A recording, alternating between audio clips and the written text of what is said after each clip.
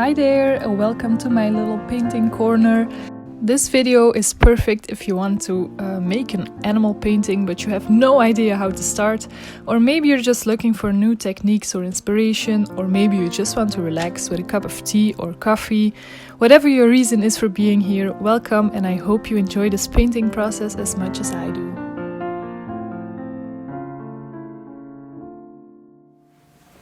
So as you can see, I'm making 4 pets today.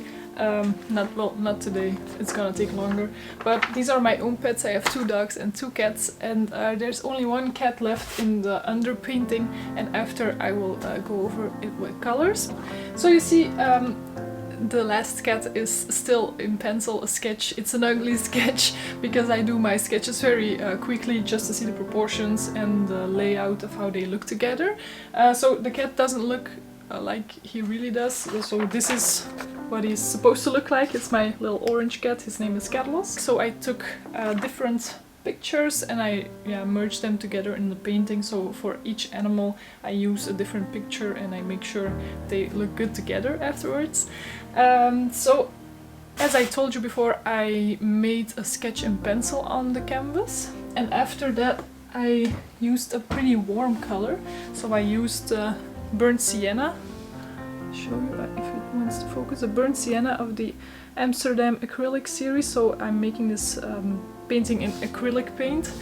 I chose burnt sienna because it's a warmer undertone. I've seen lots of artists use colors that are a little bit colder, but I like the warmth, the warm cozy vibes of the painting. So today I'm showing you how I make the underpainting, and after we will put on the colors, but it's not gonna be all in one day. It's too much work.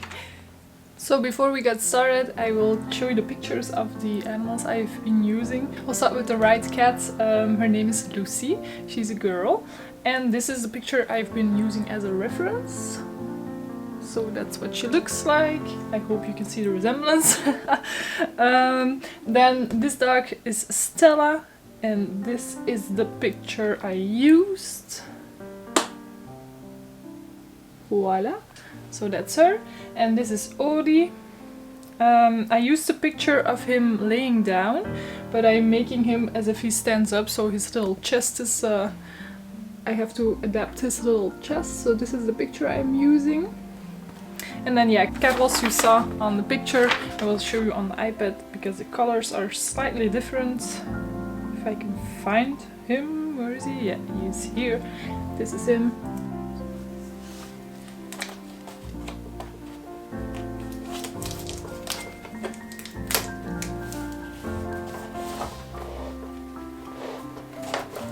If I work on smaller pieces, I tend to use my iPad more, but now I have to put my iPad on the other side and the painting is over here, so it's a bit easier to use a picture.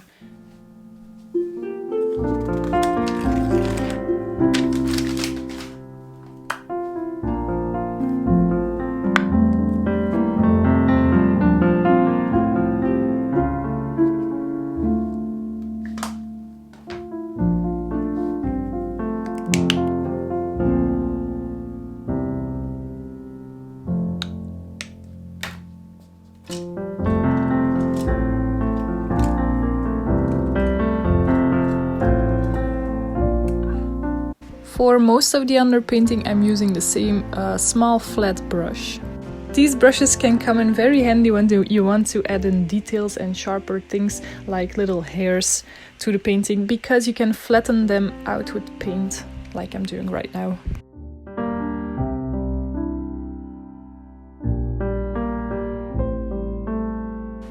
So we're really getting started now.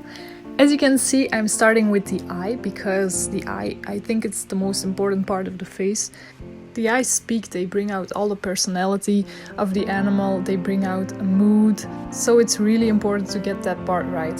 As you can see on the picture, there are light and darker parts. I'm just focusing on those things to block in the general shapes. Afterwards, I'm going to add in more details and little hairs.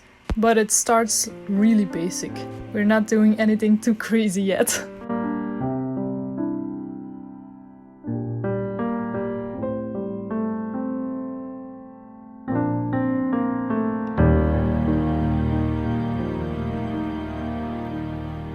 So as you can see, the proportions aren't just right yet, but that's what this layer is for.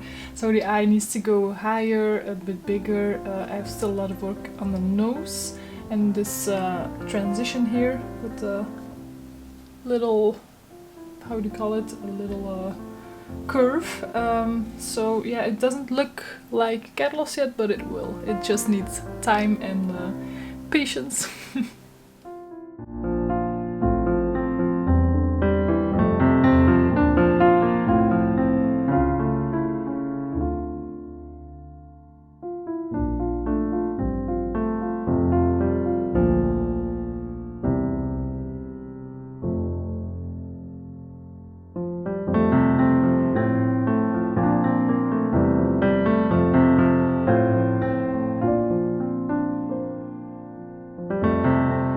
Now I'm showing you how I paint the right ear in real time. I mean, the general shapes is not very detailed yet, but as I said in my last video, art takes time and lots of patience, so you won't see that in the sped up parts. So now you see the real, the real progress, time and effort it takes to make such a piece, as my fellow artist will also know.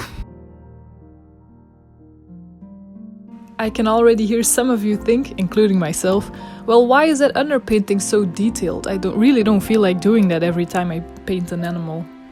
Most of the time I work with less detailed underpaintings, so I make big lumps of where the animals should go and where the eyes are and the ears and the general stuff.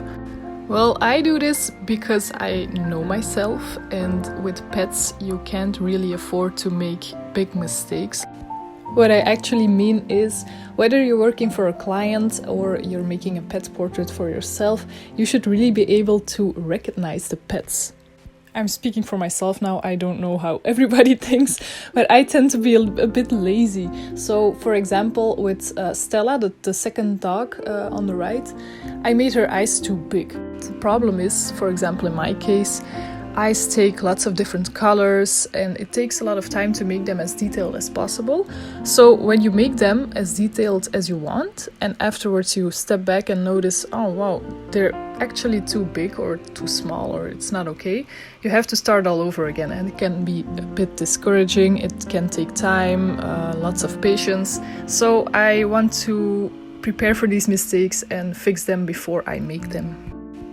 What are your thoughts about the underpainting? Feel free to let me know in the comment section. I would love to hear all about it and maybe I can learn some new things myself.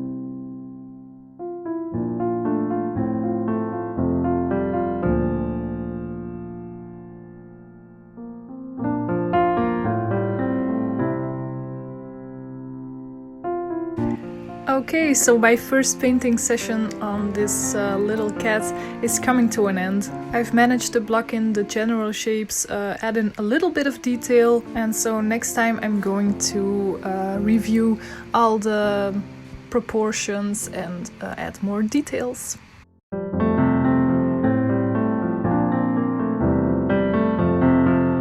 Here's the star of the video. He's really sitting like a little prince in his castle. I haven't made any progress on my painting in over a week and I wanted to address this.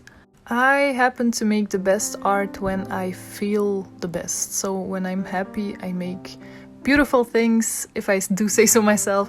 But if I don't feel that good on the inside, my art, I don't know, I just lose my patience, something happens. So I haven't been feeling very good lately, so I took a time off. I've been spending lots of time outside and so this is a little bit of footage from my happy place.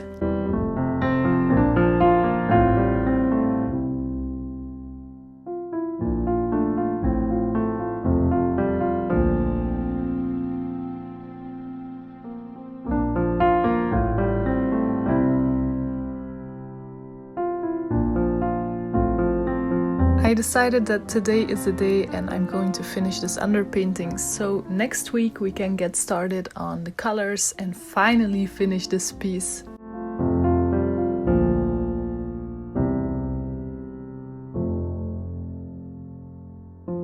All that overthinking for a week and it wasn't that much work to add in the last details. So this is the final result of the underpainting of my 4 pets. In my next video I will be adding all the colors.